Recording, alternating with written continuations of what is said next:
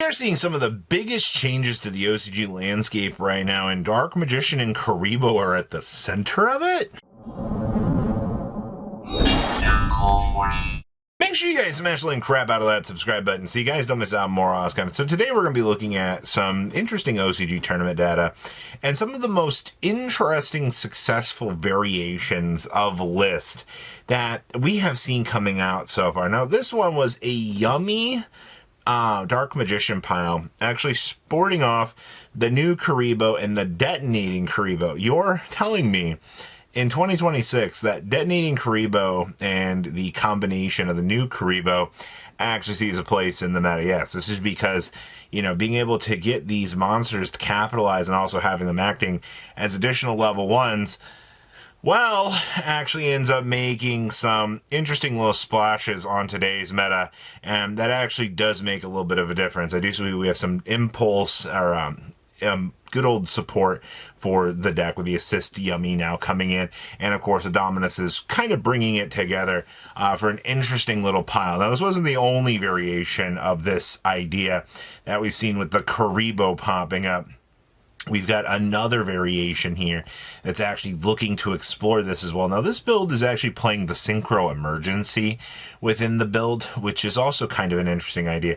It does kind of prove that, like, you can use Synchro Emergency as a little extra support to kind of allow you to get the Jet Synchron displaced, and then guess what? Get the ability to basically do a Synchro Summon, which is pretty nice for what this deck wants.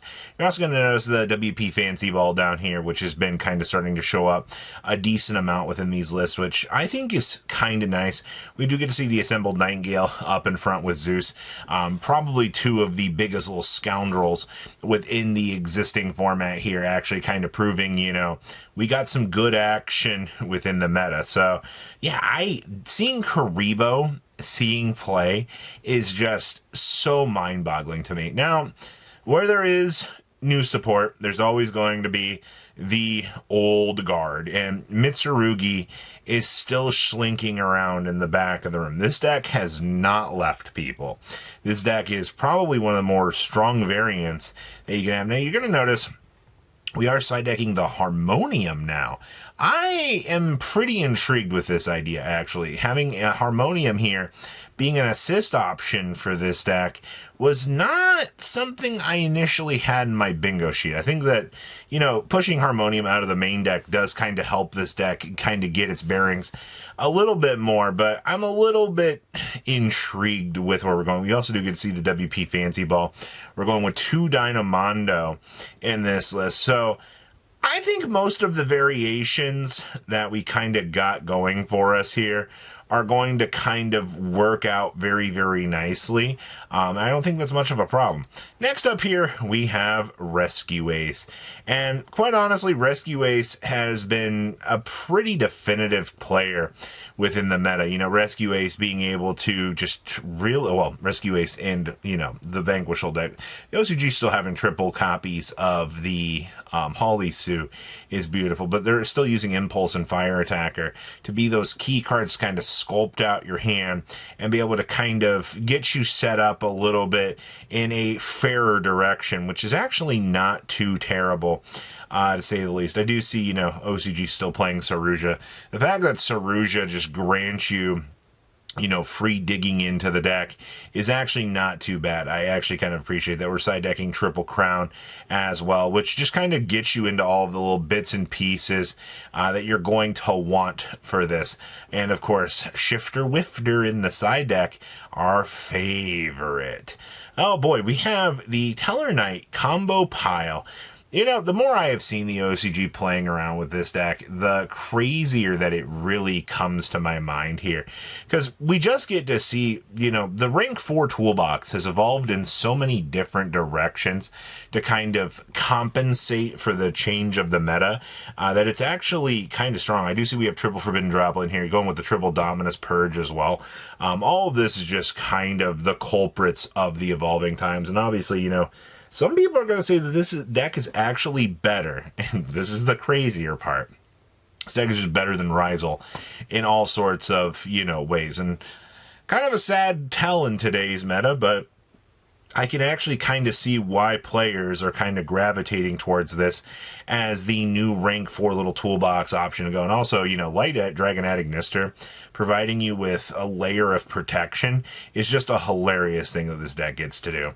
Next up is actual sharks. Now, water has been off and on in the OCG, not like in necessarily like a bad thing, but the more that I kind of see this deck kind of tearing through the ocean of the meta, it's been doing pretty decently well, all things considered. I mean, the reason for this, you have the Water Barrier statue. They also have Bahamut Shark and Totally Awesome. So it's totally awesome that the OCG variant of this deck gets to kind of work in a little bit different direction than the TCG variant does. It's kind of sad, actually, because I thought that this deck was really, really, really cool, to say the least. And I think it is fine, but man, it really... This is just what you're dealing with. Thank you, key differences between the TCG and the OCG, proving to us that, they can get to have fun. See, I feel bad for all the rank 4 water players. I know, you guys really are missing Bahamut Shark. Next up is more Mitsurugi pile, and I'm telling you guys, Mitsurugi getting the WP Fancy Ball just help make this deck do its thing. But once again, you have another list that has pushed Harmonium into the side deck. It really does kind of make me wonder if Harmonium was just a card that, gave the illusion that it was going to be very, very cool. And that's fine, but like, ugh. So this is also side decking not 1, not 2, but 3 Solemn Warnings. You're telling me here that we really needed to devastate the options away from the opponent with this, which is actually, not too terrible. I do appreciate that, but God, man, Warning is a good card. So yeah, Harmonium being pushed to the side deck, the recent developments with where we're going with this deck, it's still very strong, but it's evolving in an interesting spec. All right. Yeah, you thought we didn't have Malice showcasing today. So we did get to build the Cyverse Wizard into this deck. And I didn't think we would see support for this, but I believe he ends up being a searcher for the deck, which kind of helps out really, really nicely with this. Also, keep in mind, OCG still has Nightmare Griffin, so they can actually make some pretty dumb boards with this and be able to, kind of set up a little bit of an unfair situation where this is going. But this is the current Malice pile. Malice has definitely latched on in a new direction. Probably not the most spectacular thing to be seeing at the moment, but it's enough that we have to kind of pay a nod to this. Also, we're side decking Soul Absorption. I didn't think I would ever see that in this era, but all right. When you can feed the Malice monsters and be able to build a crazy board, sure. Next up is Doomsy. Well, the more that we see this deck kind of coming out of the woodwork, I do feel like this deck does get a little bit scarier. You are noticing you have all of the tools in the extra. You have the Archmage, you have the Elf Note, and of course you have the Doomsy monster. You bringing all 3 of them to the table to be able to kind of use. And it's crazy to me because Doomsy, in the current capacity that it is in the TCG, I do get like you do kind of have to work your way up to, having a good end board with this deck. But my God, man, I cannot tell you enough that, TCG players are just kind of sleeping on this deck. I think this deck's going to be one of the funniest decks in the TCG because look at you have the full extra deck. There's nothing here that's, missing out. You have access to the draw. Shifter gets cut and you have 1 less tack talents. But does that matter? No, not really. Next up was our Power Patron of Madness. And please do take in mind here, I do see that we are playing the new Win in here.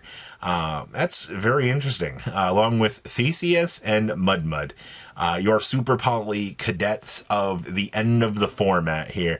And if this is any consolation, I think Theseus is going to be something that, is going to be a pretty important card to talk about here as time kind of progresses through the meta. But we'll see. All right, I've talked about Theseus before, but the Super Poly Target of Madness is definitely coming. So what do you guys think about these cool lists? Please leave a comment down below. Tell me what you guys think, and I'll see your beautiful faces back here later today, guys.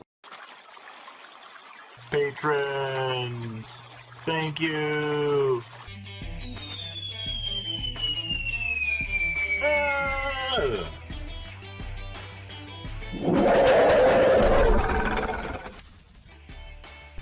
Thank you so much for watching. Check out these other videos.